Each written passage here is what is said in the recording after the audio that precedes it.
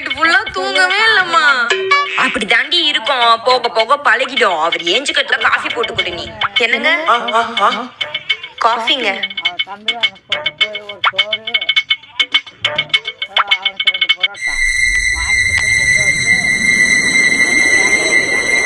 என்னங்க காஃபி நல்லா இல்லையா? நான் வேற போட்டு வரட்டா?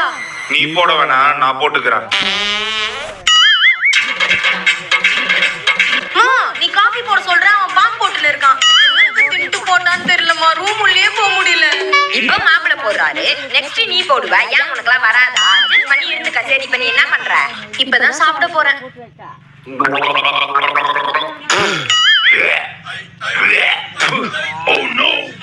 சாப்பிட்ட மாதிரிதான்.